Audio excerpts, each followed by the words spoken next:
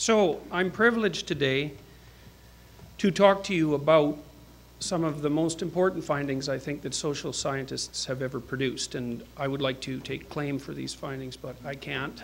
Unfortunately, they were generated by Englishmen, which is, of course, kind of annoying. The slides I'm going to show you are from a book called The Spirit Level, and The Spirit Level is a study of the relationship between economics and health. And it's dead relevant to the question of what the state is for. So the first thing I'd like to point out, and I suppose you know this, is that the human condition is characterized by inherent inequality. I mean, we have a notion that people are inherently valuable, and that's a metaphysical notion in a sense, and I suppose our legal system and our moral systems are predicated on that idea, and it's a good thing. But if you move out of the domain of metaphysics, you find out very rapidly that people are characterized by tremendous differences in innate ability, and in luck, for that matter. For example, it's very lucky to be born in Canada, and most of you really don't have to bear any responsibility for that, right? It was just something that happened to you. So part of your privilege is merely a consequence of a kind of monstrous lottery.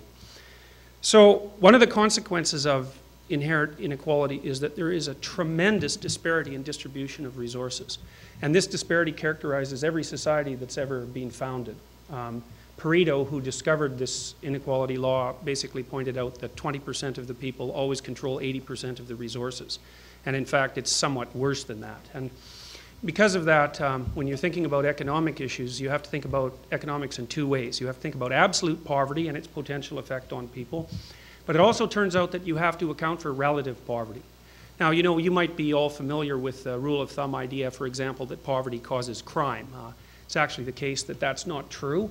What causes crime, especially murderous crime, is relative poverty, although there are levels of absolute poverty that also cause substantial deprivation. So let me show you the first slide.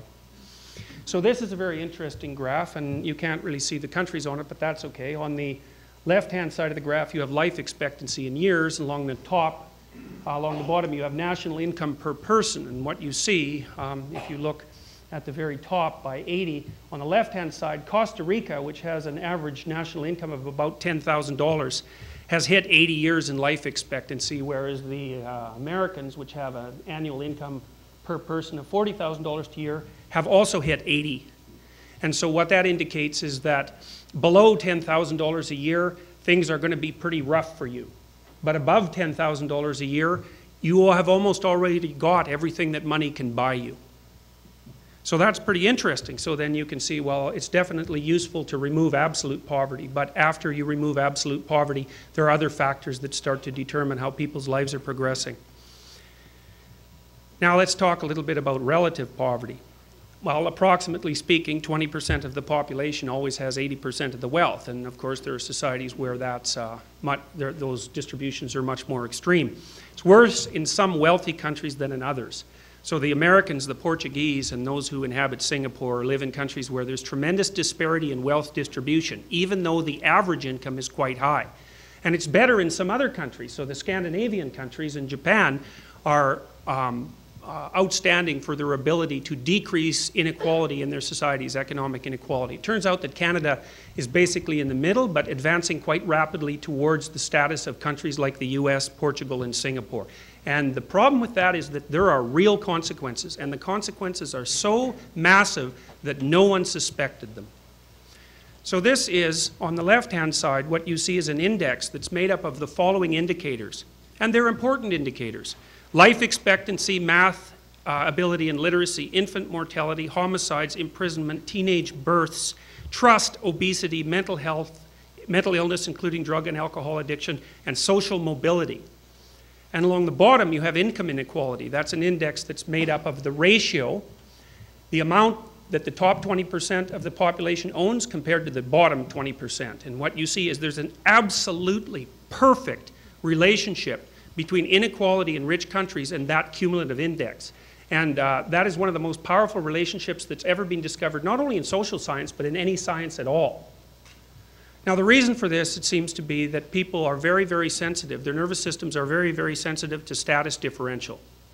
And the reason for that is because your brain produces a neurochemical called serotonin, and serotonin stabilizes your negative emotion, and allows you to experience calm, positive emotion.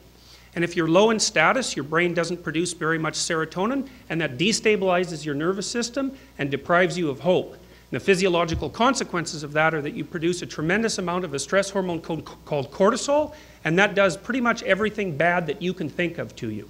So it shuts off your immune system, it makes you more obese, it makes you more prone to cancer, it impairs your intelligence, it increases the probability that you're going to develop Alzheimer's, etc., etc.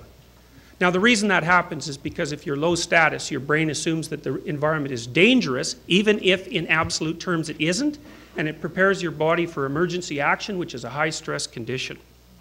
So what we see here, Canada is right in the middle of this graph, is that even among rich countries, societies that are badly off-center in terms of the distribution of wealth do worse. And you might object, well, that's okay, these are all health measures. What about social mobility, for example, and innovation? It turns out that more unequal rich countries have less innovation and have much less social mobility. So there isn't even a trade-off for creativity. So what does this mean?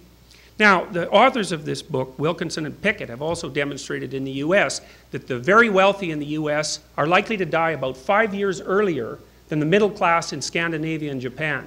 And that's because the stress that's produced by living in an unequal society is so overwhelming that even people who are at the top of the dominance hierarchy are in trouble. And that's probably because they feel threatened, because as the inequality distribution increases, the entire society destabilizes and they become more and more fearful, forcing them, for example, to live in gated communities, which is something I wouldn't particularly recommend. So what we have here, well, it's a fortress, you know. As soon as you have to build fortresses to keep other people out, you have to wonder exactly what's happened to your society. You also have to start asking yourself if your measures of wealth are actually the right measures, because it turns out for human beings, because we're unbelievably social, that the safety and integrity of our societies are incredibly important to our mental functioning and our physiological functioning.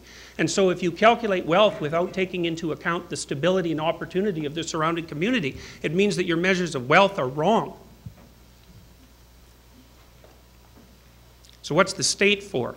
Well, here's a couple of ideas, and I think they're ideas that could appeal to conservatives and socialists alike. Obviously, it's very useful for the social community to eradicate absolute poverty insofar as that's possible, because absolute poverty destroys people. And it also damages the community as a whole, because people who are absolutely poor cannot contribute in any meaningful way to the development of the community, because they're in a state of constant deprivation. But the state also has to mitigate the consequences of relative poverty. And basically what that means is that the state's purpose is to ensure justice in a manner that ensures stability, and that's to minimize the effect of negative emotions, and to provide hope. The state and all of its organs basically provides a story, and this is part of what we would be doing if we were trying to produce the rituals that would be behind a 150th anniversary celebration. We need to know, because we live inside stories, who we are, where we're going, how we're going to get there, and how we might transform ourselves along the way.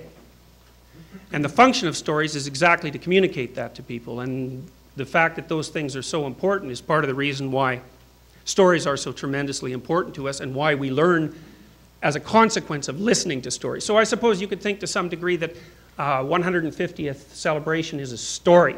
It's a story that defines where people are, where they're going, and how they're going to get there, as well as the transformations. The story essentially defines a fair game. Now, society is a large-scale game. And it's a game because the rules are somewhat arbitrary, but everybody's agreed on them.